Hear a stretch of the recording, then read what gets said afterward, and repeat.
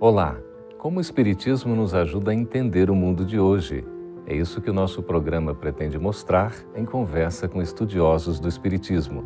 E o tema do nosso programa de hoje é a vida em outros planetas.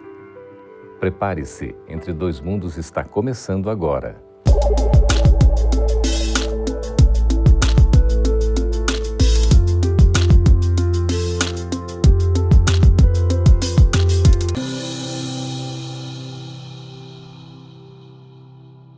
Cientistas estimam que nós temos em torno de 100 bilhões de galáxias no universo visível. Estimativas mais otimistas já atingem 400 bilhões. A Terra é um dos planetas que pertence à Via Láctea. Será que existem vidas em outros planetas? Para conversar sobre esse assunto tão interessante e instigante, nós estamos recebendo aqui nos estúdios da FEB TV em Brasília a Elzita Mello, que é pedagoga, né, Elzita? Sim. Seja muito bem-vinda, estudiosa do Espiritismo, trabalha aí na área da divulgação espírita. É um prazer recebê-la aqui. Prazer é todo meu. Muito obrigada. E também o Aristide Guimarães, que é um colaborador da Federação Espírita Brasileira, também atuando aí na área do estudo do Espiritismo. Seja bem-vindo, Aristides. Muito obrigado. Elzita e Aristides, para falar a respeito desse assunto, a gente começou com alguns números que realmente são, assim, impressionantes. Até que ponto a gente pode dizer que há vida em outros planetas, Elzita? Eu acredito que plenamente, totalmente. E se a gente retomar esses seus dados, a gente vai encontrar informações de que até o século XIX nós só tínhamos consciência da Via Láctea, que é a nossa galáxia. Uhum. E agora, com os experimentos científicos, com as descobertas, as pesquisas, é que nós estamos chegando a essa percepção. E uma coisa mais interessante ainda, que no século XIX, antes das pesquisas, antes do avanço da ciência, a doutrina espírita já comentava sobre essa possibilidade. Que é muito interessante porque já constitui, né, Aristides, um princípio fundamental do Espiritismo, que é a pluralidade dos mundos habitados. Dos mundos habitados. Exato. E é um desafio, não é? O Espiritismo já colocar isso de uma visão tão antecipada e até hoje a gente não descobriu vida propriamente em outros planetas. Por quê? Nós temos que entender, primeiro, que vida é um conceito muito amplo, é um espectro muito aberto. Se nós formos observar aqui no nosso planeta, nesse planeta que nós habitamos, na Terra, não é? Lá no finzinho da Via Láctea, um finzinho do universo para a gente, né? Então nós vemos que na própria Terra, no próprio planeta Terra, existem vários tipos de vida. Se nós formos às profundezas dos oceanos, nós temos um tipo de vida. Nós temos vidas que não consomem oxigênio. Porque sempre que se procura definir a vida, nós procuramos definir com... os parâmetros nossos, né? Nossos parâmetros. Então tem que consumir oxigênio, tem que reproduzir, tem que se alimentar, tem que excretar, uma série de coisas. Mas existem vidas que não satisfazem esses parâmetros, nem por isso deixam de ser vidas. E a gente poderia dizer aí, Elzita, que então existem os chamados extraterrestres?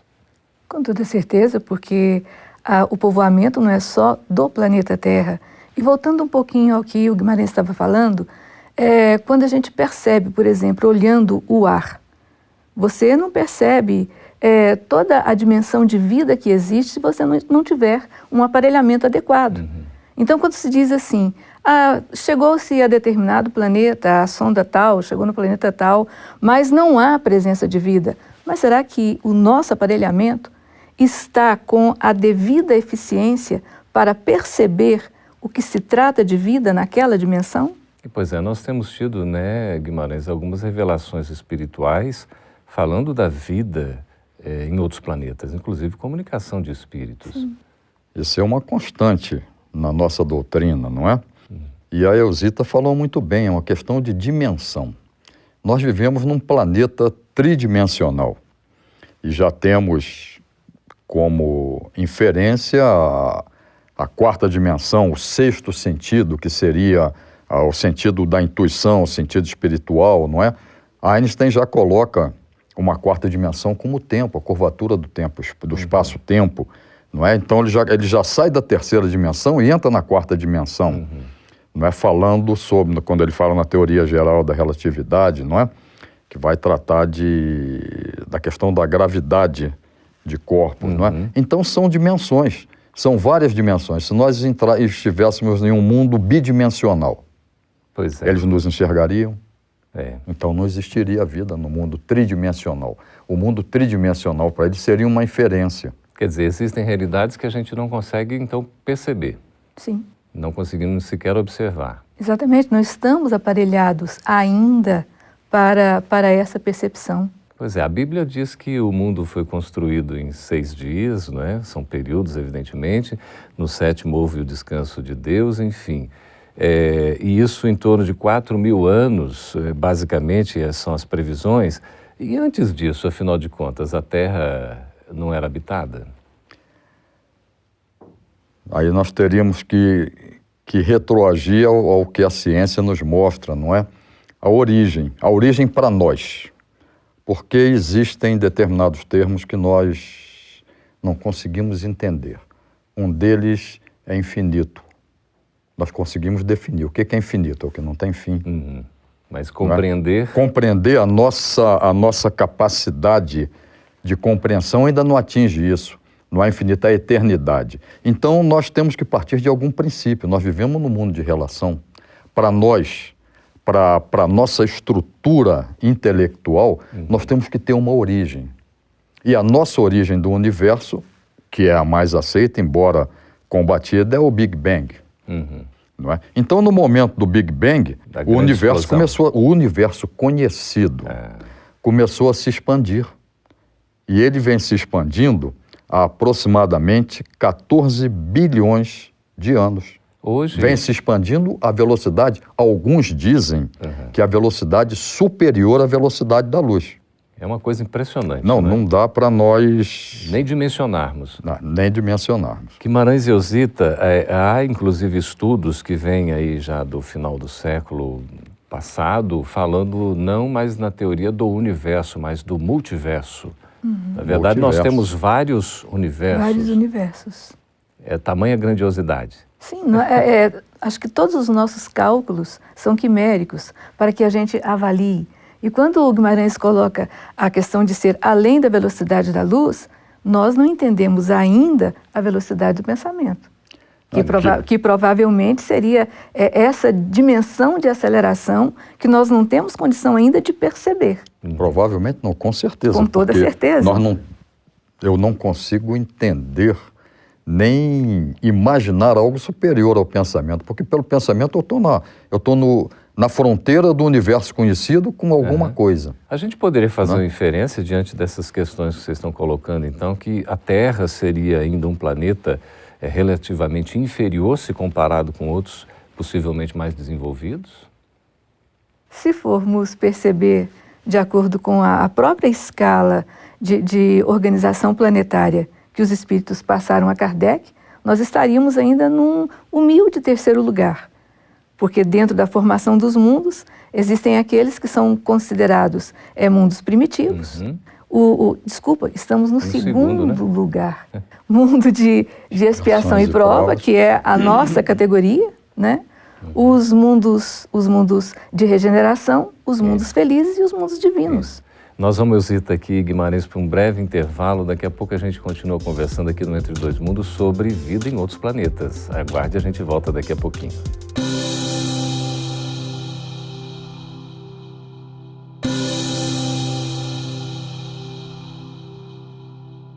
Estamos de volta com o programa Entre Dois Mundos, conversando com Eusita Mello e também com Aristides Guimarães a respeito desse tema tão interessante que é a vida em outros planetas.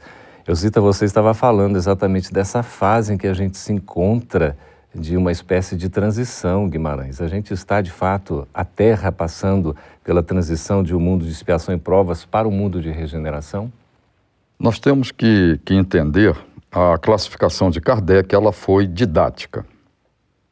Não é porque não existe uma fronteira bem definida entre as classificações. Existem as famosas zonas cinzentas. É o que eu sempre mostro. A evolução, ela não é uma onda digital, ela é uma onda analógica, ela passa por todos os pontos antes de atingir um determinado ponto. A analógica, ela vai abruptamente. Como nós dizemos, É digital. Uhum. A digital e a natureza não dá salto, não é? Nós temos pelas classificações, não é, que Kardec nos deu dos diversos mundos habitados, não é? O mundo primitivo, onde nós, na realidade, nós estávamos treinando para sermos uma individualidade. E continuamos treinando, e o nosso estágio evolutivo, ele é diretamente proporcional ao nosso nível de consciência. Então, no momento em que nós estamos no mundo primitivo, nós fazemos muitas coisas, mas a nossa consciência nós não alcançamos, nós não temos alcance do ato.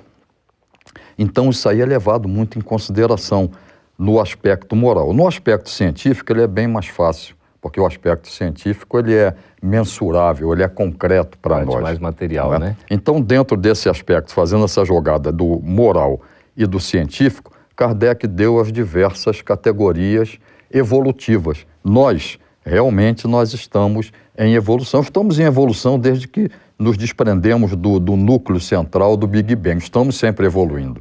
Não é? E nós, dentro das categorias de Kardec, realmente estamos na categoria de mundos de expiações e provas, estamos caminhando para o mundo de regeneração. Quando vai acontecer? Pois é, nós estamos em plena transição, o tempo é relativo. O Dr. Barry, lá no livro A Gênese, fala que isso teria começado mais ou menos há quase um século, e a Gênese é de 1868, né, o livro de Kardec, então isso já viria aí há quase 300 anos. No entanto, a gente fala, né, os tempos já estão chegados aí conforme as predições evangélicas.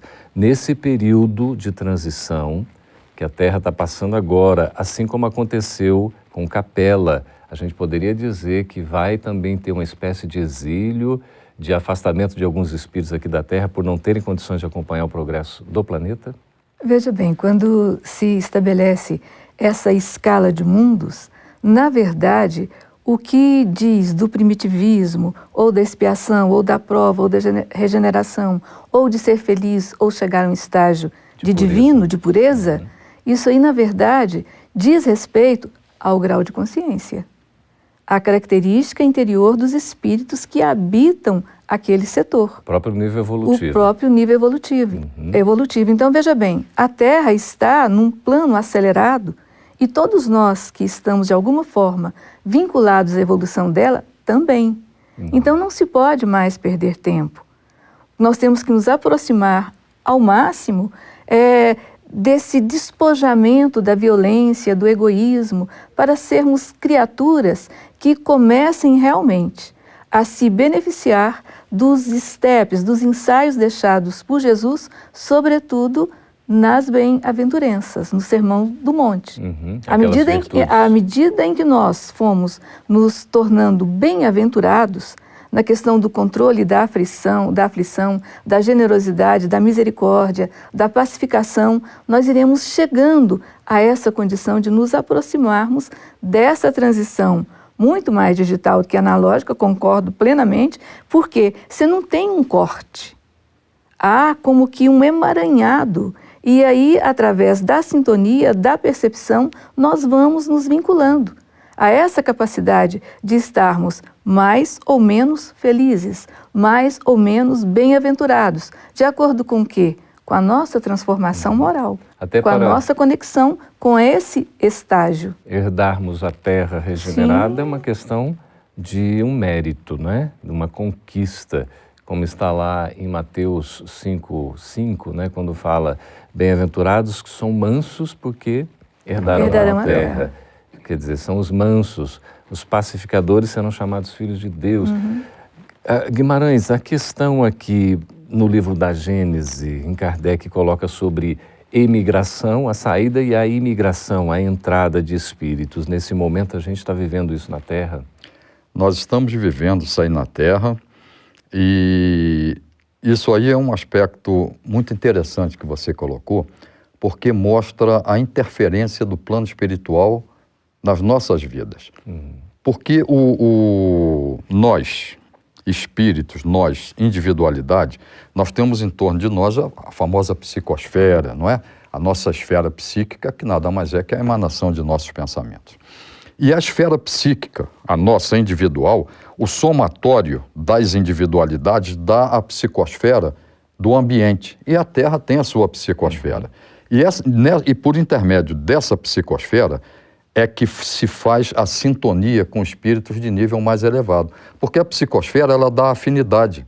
São os valores, é a coincidência de valores, de vivências, etc. As simpatias. Isso aí, as simpatias, isso aí permite a sintonia. Então nós temos que formar o quê? É a massa crítica. Porque o que vai definir que nós somos um mundo de regeneração será a psicosfera do planeta. Mas a psicosfera do planeta, ela não é absoluta. No mundo de transição, nos mundos de transições, porque nós chegaremos ao ápice, segundo Kardec, nos ditosos, mas nós temos uma faixa que são espíritos dos mundos primitivos fazendo um estágio no mundo de expiações e provas, que para eles é uma evolução. Isso. A massa do nosso planeta ainda está naquele maniqueísmo entre bem e mal, ainda há uma predominância do mal. E já existem espíritos que estão puxando o progresso, fazendo a massa crítica para a mudança da psicosfera. E se nós não conseguirmos evoluir por nossa conta não, dentro desse contexto, a espiritualidade vai trazer espíritos de outros orbes para melhorar a psicosfera, porque o progresso não pode ser detida a marcha dele. Sempre avante, né? Sempre com imigração e emigração. Só para deixar claro aqui para o nosso telespectador, né? Então Kardec coloca essa classificação no capítulo 3º do Evangelho segundo o Espiritismo, quando fala muitas moradas na casa do Pai, de acordo com o nível evolutivo dos espíritos que estão habitando esses planetas. Então nós temos os mundos primitivos, destinados às primeiras encarnações, os mundos de expiação e provas, onde ainda há o império do mal, o mundo de transição, que é uma espécie de mundo ainda, né, de regeneração, que é um mundo de transição, um equilíbrio mais ou menos entre o bem e o mal. Temos os mundos ditosos ou felizes, aí a gente tem o império do bem, e finalmente o auge, que seria os mundos celestes ou divinos. Aí já há a encarnação dos espíritos purificados. Eusita, a gente poderia dizer que a Terra é uma espécie de cópia imperfeita do mundo espiritual? Sim, porque nós temos o mundo espiritual a gerir tudo o que acontece aqui. Na verdade, nós fazemos como que um Ctrl+C, Ctrl+V, não é? Das situações para que aconteça o progresso. E da mesma forma, você verifica, por exemplo... Segura um pouquinho só, Eusita, a gente vai para um breve intervalo, porque a gente já está finalizando esse bloco. Voltaremos para responder as perguntas e retomando essa questão com a Eusita. Continue conosco.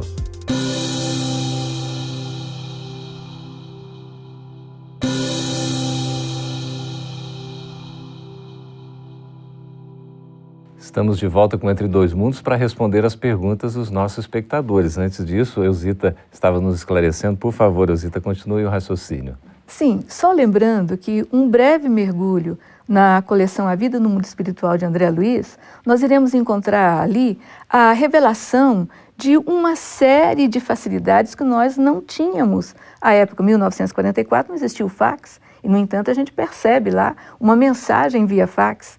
Nós temos a videoconferência também em nosso lar. Exato. A videoconferência quando o Ricardo, o pai de Lísias, ele se projeta num aparelho e mantém contato com o pessoal que está em nosso lar. É uma riqueza extraordinária. É uma riqueza extraordinária. Se a gente tiver olhos de ver, nós iremos perceber muitas coisas. Muito bem, nós vamos então responder aqui as perguntas dos nossos espectadores. Guimarães, é o Alexandre Zanini, pelo canal do YouTube da FEB TV. Ele está perguntando o seguinte: todos os planetas já foram como a Terra, de provas e expiação? Eu diria que não, porque nós temos uma classificação progressiva. Não é? Agora, se todos os planetas habitados que estão mais adiantados moral e cientificamente do que a Terra já foram foram. Os planetas que relativamente a isso estão em um degrau abaixo da Terra serão? Serão.